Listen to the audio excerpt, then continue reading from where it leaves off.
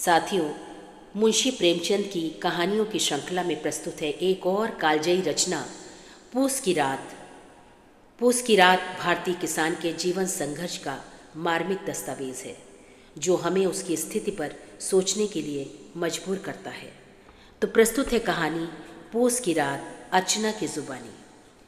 हल्कू ने आकर स्त्री से कहा, सहना आया है, लाओ जो रुपए रखे हैं उसे दे दो, किसी तरह गला तो छूटे।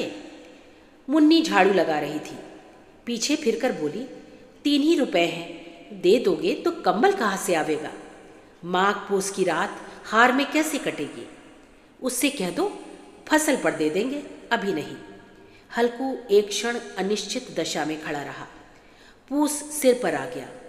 कंबल के बिना हार में रात को वो किसी तरह नहीं सो सकता, मगर सहना मानेगा नहीं। घुड़कियां जमावेगा, गालियां देगा, बला से जाड़ों में मरेंगे, बला तो सिर से टल जाएगी। ये सोचता हुआ वो अपनी भारी भरकम डेल लिए हुए, जो उसके नाम को झूठ सिद्ध करता था, स्त्री के समीप आ गया और खुशामद करके बोला, दे दे, गला तो छूटे, कम्बल के लिए कोई दूसरा उपाय सोचूंगा। मुन्नी उसके पास से दूर हट गई और आंखें तरेड़ती हुई बोली, कर चुके दूसरा उपाय, ज़रा सुनूं तो, कौन सा उपाय करोगे? कोई खैरात दे देगा कंबल? न जाने कितनी बाकी है जो किसी तरह चुकने ही नहीं आती। मैं कहती हूँ, तुम क्यों नहीं खेती छोड़ देते? मर मर कर काम करो, उपज हो तो बाकी दे दो। चलो छुट्टी हुई, बाकी चुकाने के लिए ही तो हमारा जन्म हुआ है। पेट के लिए मजूरी करो, ऐसी खेती से बाज आए। मैं रुपए न दूंगी, न दूंगी। हल्कू उदास होकर बोला, तो क्या गाली खाऊं? मुन्नी ने तड़प कर कहा, गाली क्यों देगा? क्या उसका राज है? मगर ये कहने के साथ ही उसकी तनी हुई भौएं ढीली पड़ गई। हल्कू के उस वाक्य में जो कठोर सत्य था, वो मानो एक भीषण जंतु की भांति उसे घूर रहा था। उसने जाकर आले पर से रुपए निकाले और लाकर हल्कू के हाथ पर रख दिए। फिर बोली, तुम छोड़ दो अब किसे खेती, मजूरी में सुख से एक रोटी तो खाने को मिलेगी, किसी की धौंस तो न रहेगी। अच्छी खेती है, मजूरी करके लाओ, वो भी उसी में झोंक दो, उस पर धौंस। हल्कू ने रुपए लिए और इस तरह बाहर चला मानो अपना हृदय निकाल कर देने जा रहा हो।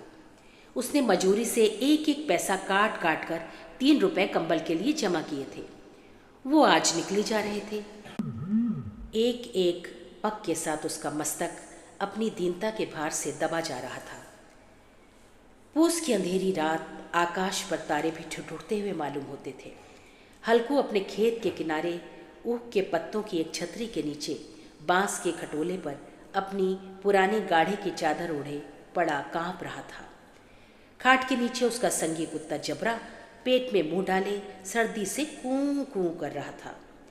2 में से एक को भी नींद नहीं आ रही थी। हल्कू ने घुटनियों को गर्दन से चिपकाते हुए कहा, क्यों जबरा, जाड़ा लगता है? कहता तो था घर में पुआल पर लेटा रहे, तो यहाँ क्या लेने आए थे? अब खाओ ठंड, मैं क्या करूँ? जानते थे मैं यहाँ हलवा पूरी खाने आ रहा हूँ? दौड़े दौड़े आगे आगे चले आए, अब रो नानी के नाम को।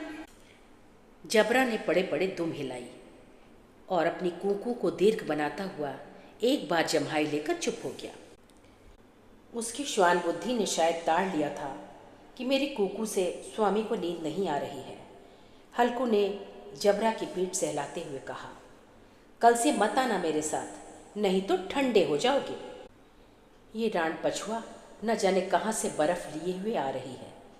उठूं फिर एक चिलम भरूं, किसी तरह रात तो कटे। 8 चिलम तो पी चुका।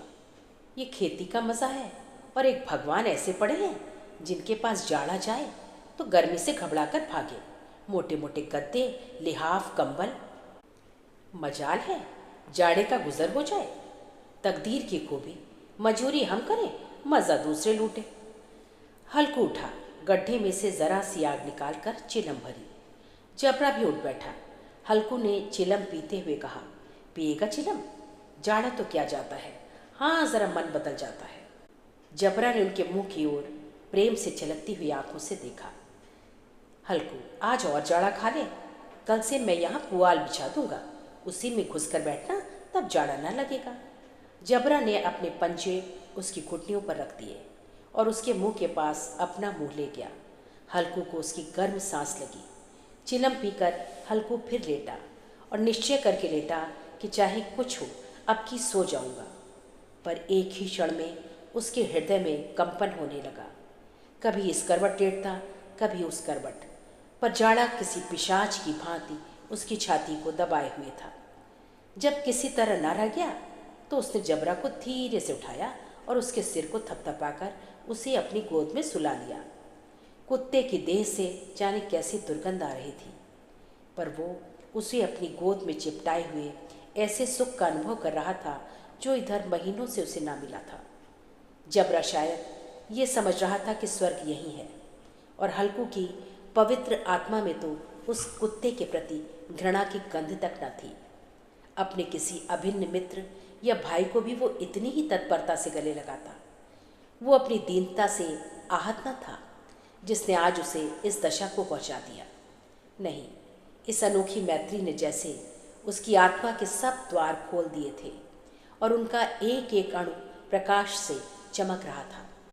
सहसा जबरा ने किसी जानवर की आहट पाई। इस विशेष आत्मीयता ने उसमें एक नई स्फूर्ति पैदा कर दी थी जो हवा के ठंडे झोंकों को तुच्छ समझती थी। वो झपट कर उठा और छपरी से बाहर आकर भौंकने लगा। हल्कू ने उसे कई बार पुचकार कर बुलाया, पर वो उसके पास न आया।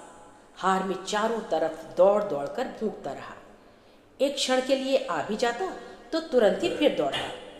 कर्तव्य उसके हृदय में अरमान की भांति उछल रहे थे। 1 घंटा और गुजर गया। रात ने शीत को हवा से धधकाना शुरू किया। हल्कू उठ बैठा और दोनों घुटनों को छाती से मिलाकर सिर को उसमें छिपा लिया। फिर भी ठंड कम न हुई। ऐसा जान पड़ता था सारा रक्त जम गया है। धमनियों से रक्त की जगह हिम बह रही है। उसने झुककर आकाश की ओर देखा। अभी कितनी रात बाकी है। सप्तऋषि अभी आकाश में आधे भी नहीं चढ़े। ऊपर आ जाएंगे तब कहीं सवेरा होगा। अभी पहर से ऊपर रात है।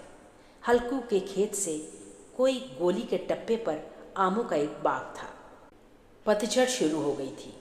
बाग में पत्तियों का ढेर लगा हुआ था। हल्कू ने सोचा चलकर पत्तियां बटोरूं और उन्हें जलाकर खूब तापूं। रात को कोई मुझे पत्तियां बटोरते देख तो समझेगा कोई भूत है।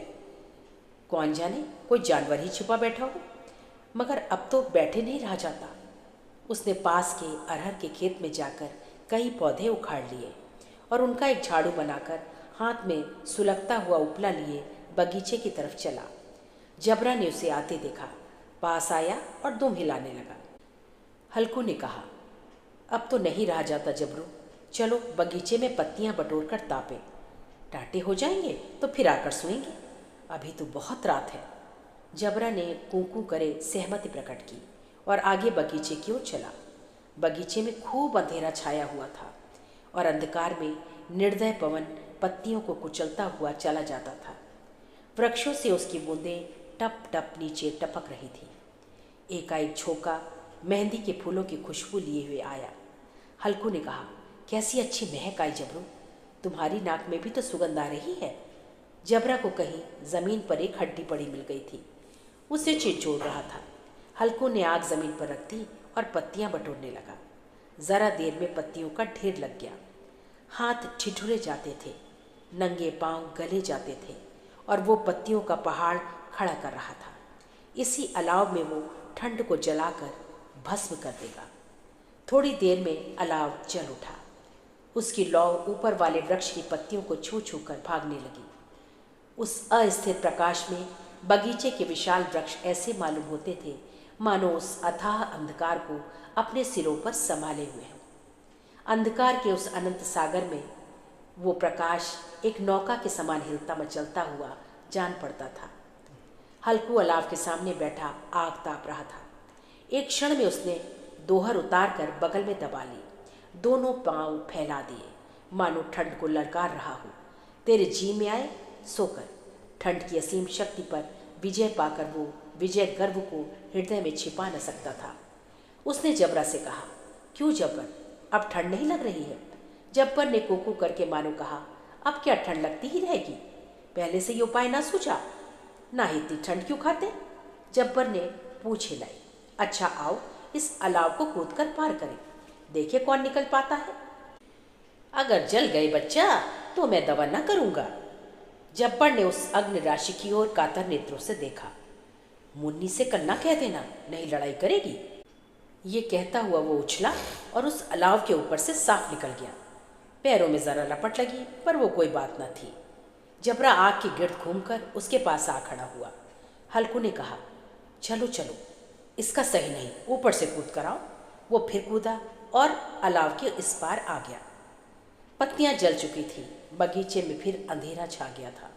राख के नीचे कुछ कुछ आग बाकी थी, जो हवा का झोंका आ जाने पर जरा जाग उठती थी, पर एक क्षण में फिर आंखें बंद कर लेती थी। हल्कू ने फिर चादर ओढ़ ली और गर्म राख के पास बैठा हुआ एक गीत गुनगुनाने लगा। उसके बदन में गर्मी आ गई थी, पर ज्यों ज्यों शीत बढ़ती जाती थी उसे आलस से दबाए लेता था। जबरा जोर से भूख कर खेत की ओर भागा। हल्कू को ऐसा मालूम हुआ कि जानवरों का एक झुंड खेत में आया है।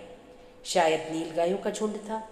उनके कूदने दौड़ने की आवाज़ें साफ कान में आ रही थी। फिर ऐसा मालूम हुआ कि खेत में चल रही हैं।